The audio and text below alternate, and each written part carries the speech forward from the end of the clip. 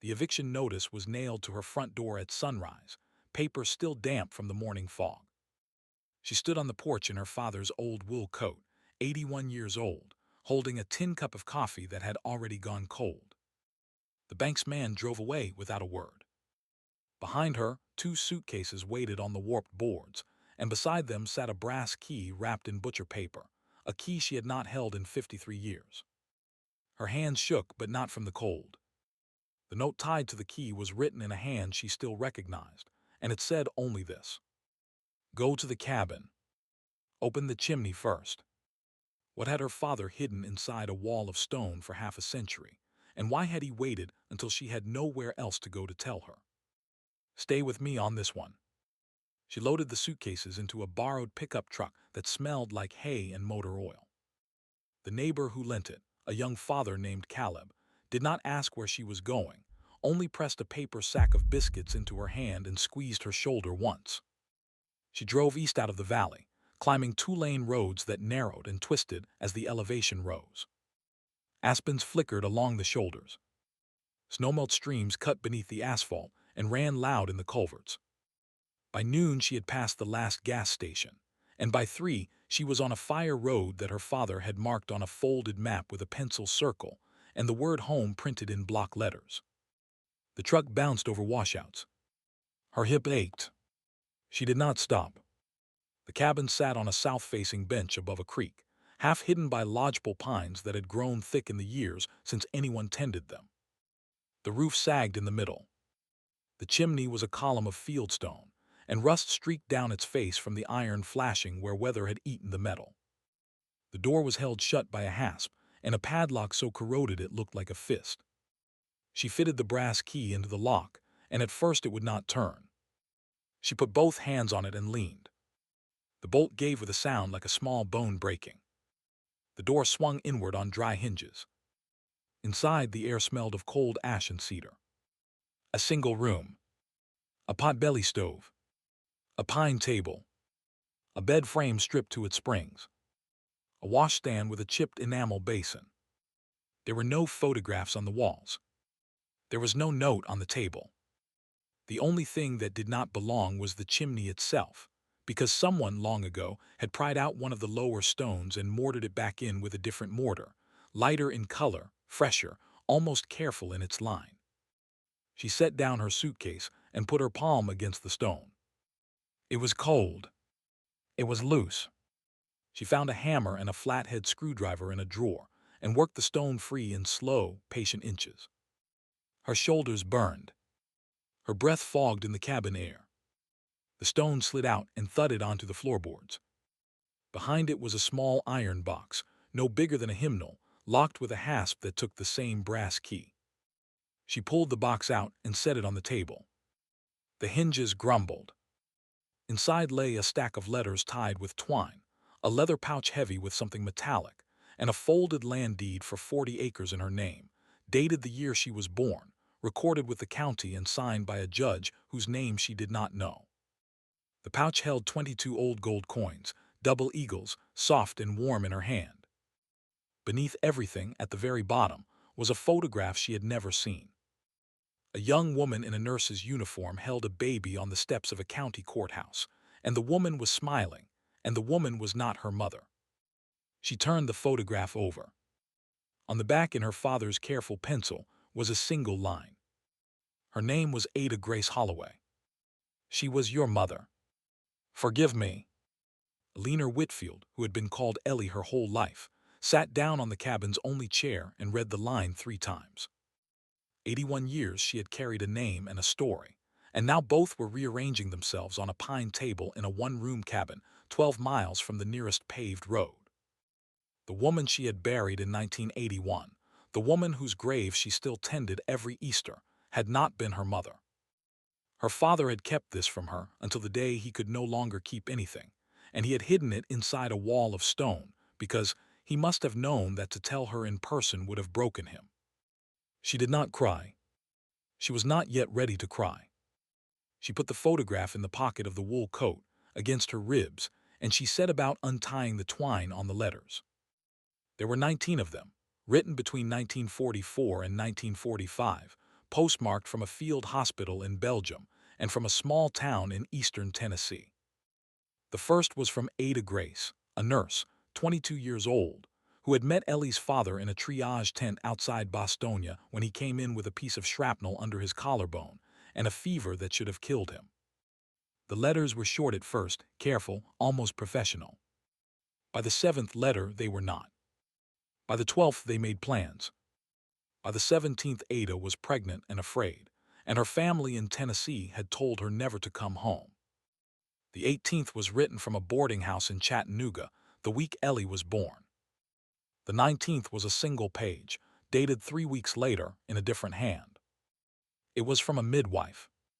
It said that Ada Grace had hemorrhaged on a Tuesday morning and had been buried in a county plot under a wooden marker, and that the baby was healthy, a girl with dark hair, and that the baby was waiting at the boarding house for whoever came for her. Ellie's father had come for her. He had taken her home to the woman he was already married to, a woman who had agreed, in the way some women in those years agreed to terrible kindnesses, to raise the child as her own and to never speak of where she had come from. Ellie set the letters down.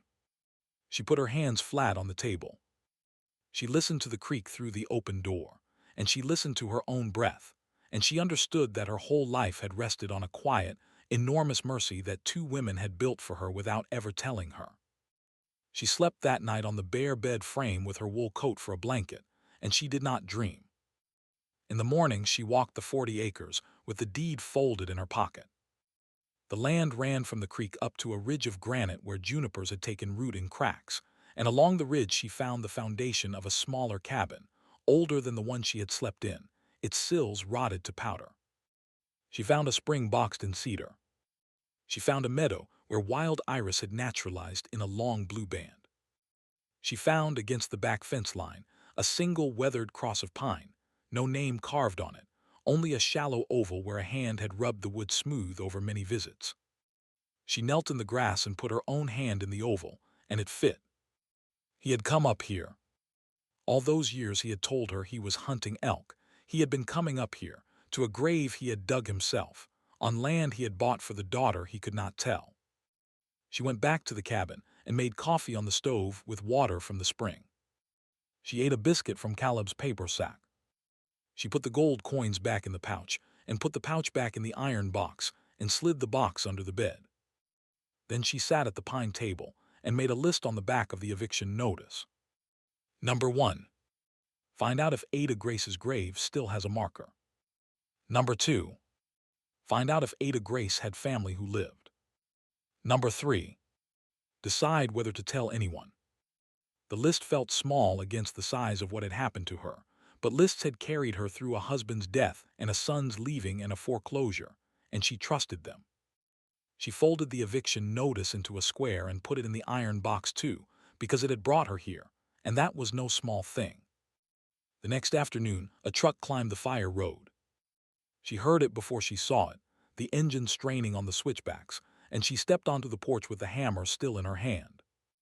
The truck was black, newer than anything that belonged on this mountain, and the man who got out wore a town coat and town shoes. He carried a leather folder. He smiled the kind of smile that real estate men smile when they are about to be patient with you. He said his name was Mr. Reeves, and he represented a buyer who had been interested in this parcel for some time, and he understood that the title had recently changed hands, and he wanted to make her a generous offer before she had to deal with the complications of mountain property at her age. He said the word complications softly, like a kindness. He held out a card. The card said the name of a holding company she did not recognize. Ellie took the card. She looked at it. She handed it back. She told Mr. Reeves that the property was not for sale, that it had not been for sale for 53 years, and that she did not intend to make it for sale now. Mr. Reeves nodded as if he had expected this, and he said he understood, and he said that of course she should think it over, and he mentioned a number that was larger than any number she had ever seen attached to her own name. He said the buyer was prepared to handle every legal detail, including, he said, any questions about the chain of title that might arise from the unusual circumstances of the original conveyance. He said the words unusual circumstances, the way a man says them when he has read a file and wants you to know he has read it. He smiled again and got back in his truck and drove down the mountain. She watched the dust until it settled. She went inside and locked the door with the brass key. She sat at the table, and she did not move for a long time.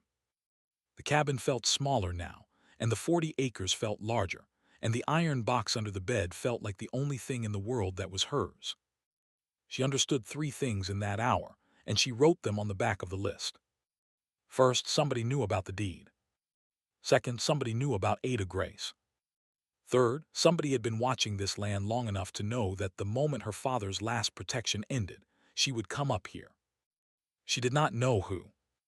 She did not know why. She only knew that the quiet, enormous mercy her father had built around her had a price, and the price was now coming due. That night she lay awake on the bed frame and listened to the creak and to the small movements of mice in the rafters, and she thought about Caleb, the young father who had lent her his truck. She thought about her own son, who lived in Phoenix and had not called in 2 years. She thought about the woman she had buried in 1981, the woman who had brushed her hair every night until she was 12 and had taught her to make biscuits and had never, in any moment Ellie could remember, looked at her like a child who was not hers. She thought about Ada Grace lying in a county plot in Tennessee under a wooden marker that had probably rotted to nothing by now. She thought about her father walking up the ridge alone for 40 years to tend a grave he had dug for a woman he had loved for 3 months in a war. She did not cry. She was still not ready. But she closed her eyes, and for the first time since the eviction notice had been nailed to her door, she slept without the wool coat clutched at her throat. In the morning, she drove down the mountain. She filled the truck at the gas station and used the pay phone outside, because her cell phone had no service, and because some calls she preferred to make where no one was listening on a kitchen counter. She called the county clerk in the Tennessee town where Ada Grace had been born. She called a researcher at a genealogical society whose number she had carried in her wallet for 20 years and never used. She called Caleb to thank him for the truck and to ask, almost as an afterthought, whether he knew any honest lawyers who handled land titles. He said he knew one. He said her name was Iris Kowalski. He gave her the number. By the end of the morning, Ellie had 3 appointments, a tank of gas, and a plan that did not depend on Mr. Reeves or his patient smile. She drove back up the mountain with 2 bags of groceries and a feeling she had not felt in many years, which was the feeling of being inside her own life again. Iris Kowalski drove up the fire road 3 days later in a small green Subaru with a child's car seat in the back and a thermos of tea on the passenger floor. She was younger than Ellie had expected, maybe 40, with a long dark braid and a handshake that was firm but not performative. She walked the property with Ellie. She read the deed at the pine table. She read the letters. She read the photograph and turned it over and read the back and set it down with the care of a person who knew the weight of paper. Then she said 3 things. First, the deed was good. Second, the chain of title was clean, which meant whoever was sniffing around did not have a legal angle, only a financial one. Third, the gold coins, if they were what they appeared to be, were worth somewhere between $40,000 and $60,000 at current prices, and they belonged to Ellie outright, with no estate complication, because the iron box had been on the property when the deed was conveyed. Iris stayed for lunch. They ate on the porch. They talked about the cabin's roof, which would not last another winter, and about the spring, which Iris said could be permitted as a domestic source if Ellie wanted to live up here, and about Mr. Reeves, who Iris recognized by description even before Ellie produced his card. The holding company, Iris said, had been buying up parcels along this ridge for 6 years.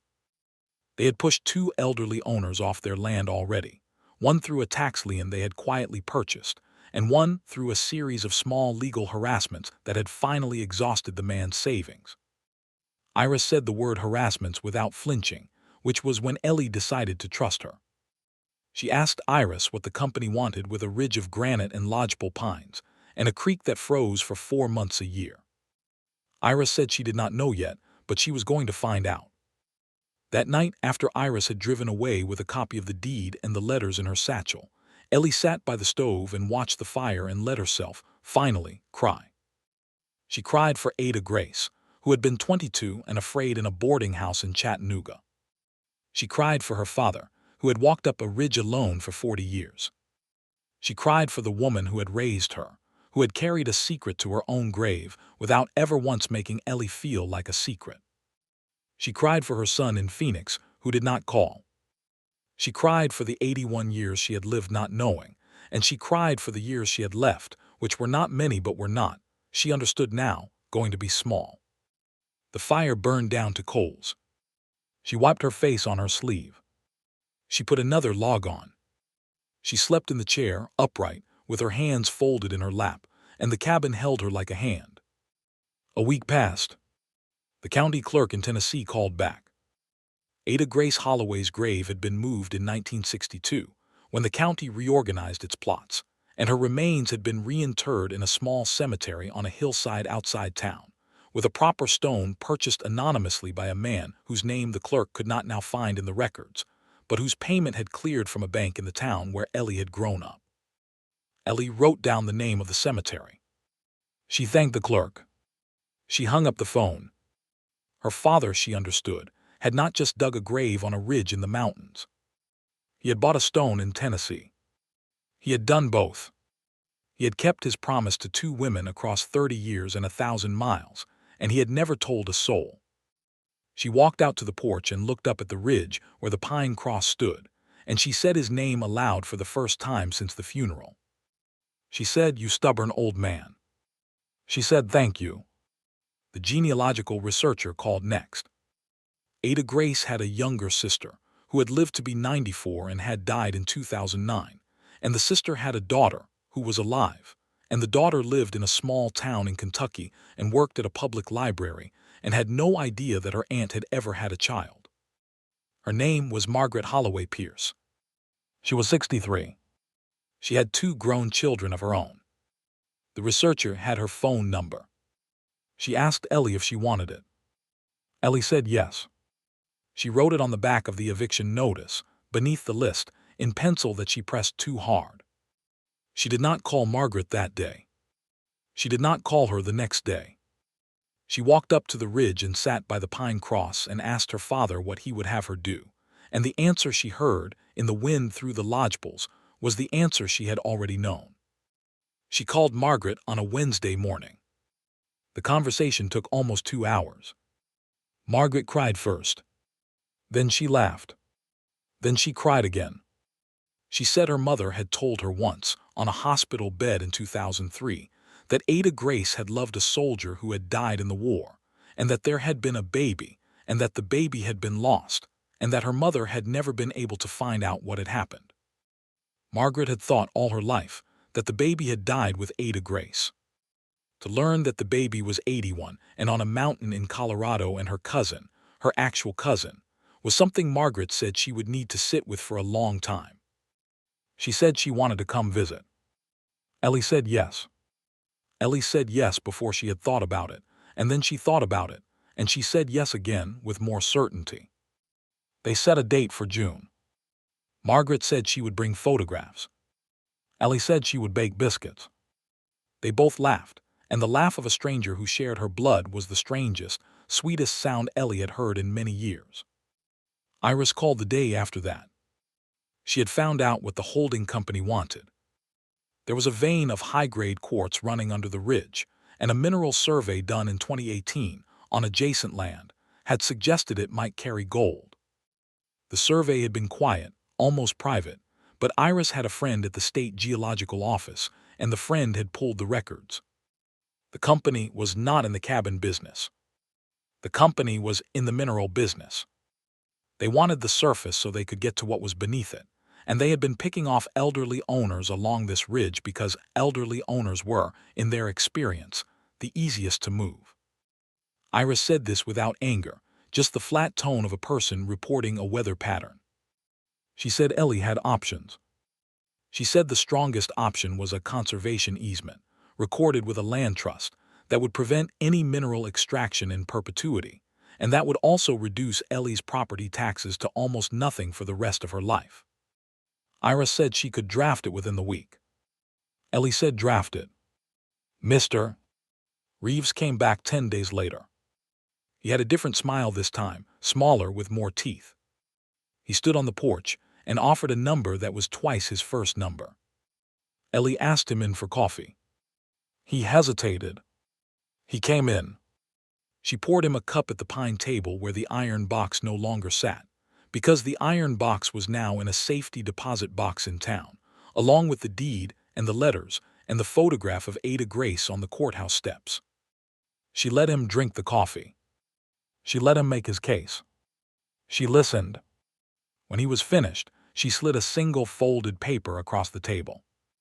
It was a copy of the conservation easement, recorded that morning with the county and with a land trust whose name Mr. Reeves clearly recognized, because his face went still in the particular way faces go still when a door has just been closed behind a man. He read the paper. He set down the cup. He said, "You have made a mistake, ma'am." Ellie said, "I have made a decision."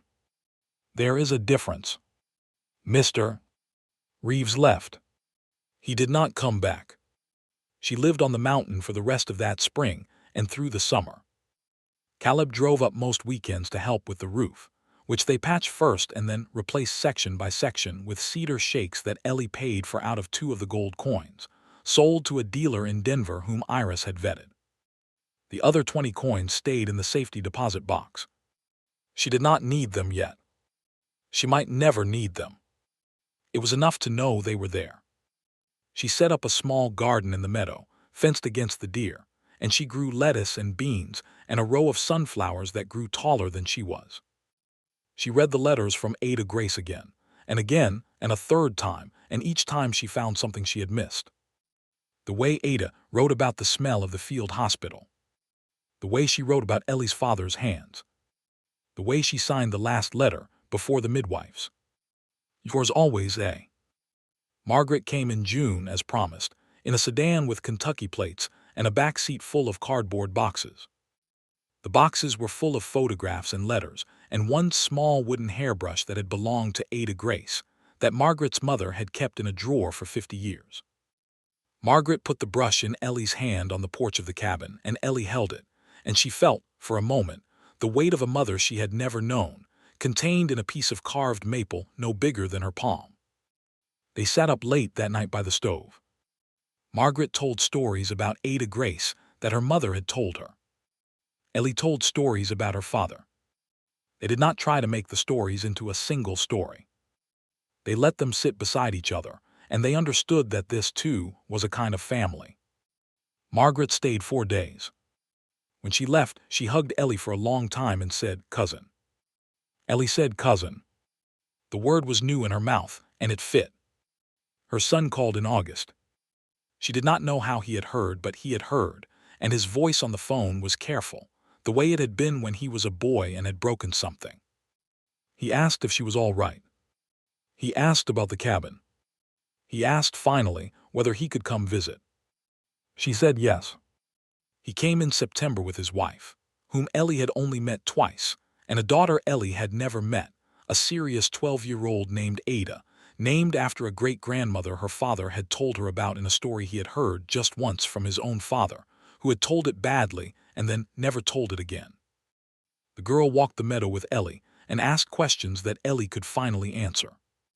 They sat on the porch and watched the light fall on the ridge. Her son cried briefly into his coffee and apologized, and Ellie said there was nothing to apologize for. There was, but there did not need to be any more. Winter came early that year. The first snow fell in the 3rd week of October, heavy and wet, and Caleb drove up with chains on his tires to make sure she had wood. She had wood. She had a new roof. She had a propane stove for the days when the potbelly was too much work.